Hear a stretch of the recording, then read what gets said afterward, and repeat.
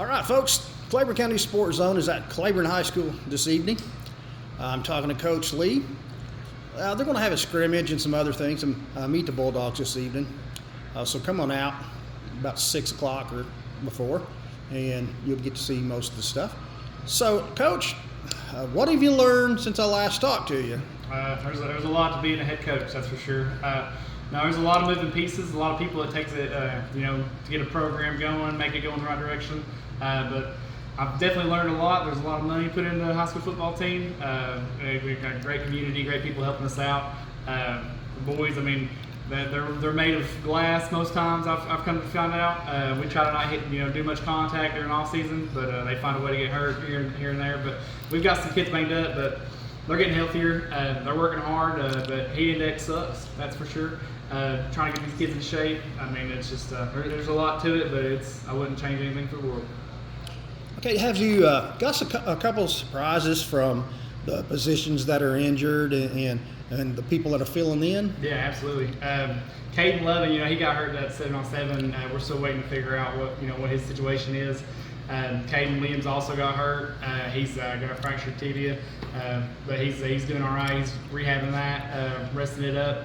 But then we had a kid. I pretty much sat Riley Carmack down. He's going to be a sophomore this year, and I was like, we need somebody to step in the slot. And he's took it and ran with it. I'm so proud of him. He's picking stuff up. He's learning the concepts, knowing what he needs to do. He's holding himself accountable.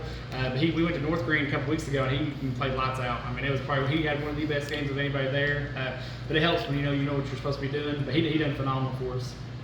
Okay, like you mentioned, 7-on-7. What have you learned through the last couple of those? It was good for us to kind of see what kind of skill kids we had. Noah Burke's been playing quarterback. We had Colton Brewer kind of playing some backup.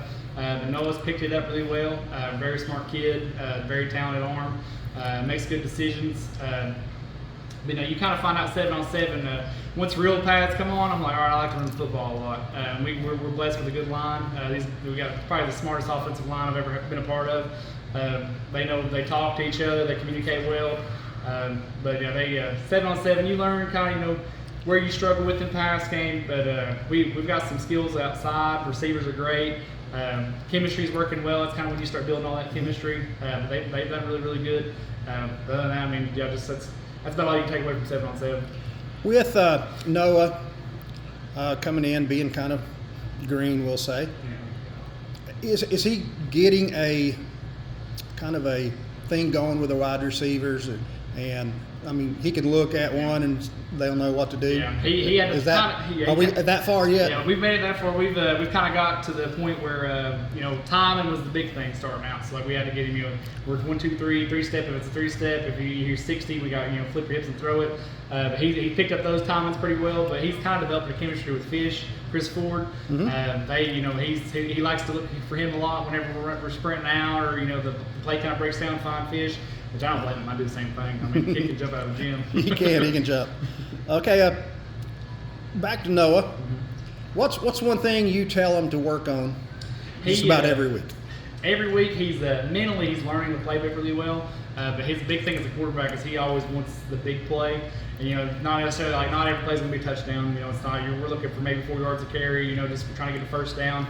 Sometimes that that 5-yard stop may turn into a 90-yard touchdown. Just depending on how it works out. But just take what the defense is giving us. He's learning that pretty well. I'm really excited to see how he does against this because we're going to let him go live. We didn't let him go live against North Green, but he's live here, so we'll see how he handles it. Cool. Defensively, do you think you're where you need to be? We got some things we need to fix. Our linebackers need to play downhill, which I think if you probably ask any high school coach across the country, they always say linebackers got to plug the holes. That's typically a big struggle area because it's hard to teach a kid to teach so many reads because they want to watch in the backfield. But we've got a lot of people banged up on defense, so we're trying to find the right pieces. But it's the perfect time to do it because we've got 2 weeks till Granger, so we're going to try to find those 11 to 15 guys that are going to help us win a football game. Okay, what's the one thing you want to see your team do well tonight? Tonight, we're going to kind of throw some different things at them. We're kind of the leash is getting cut. We're going to let them go off. We've kind of hovered over them a lot here the past couple of weeks, just trying to make sure they understood. didn't have the best practice yesterday, so the kids understand that. Hopefully, it lit a fire underneath them.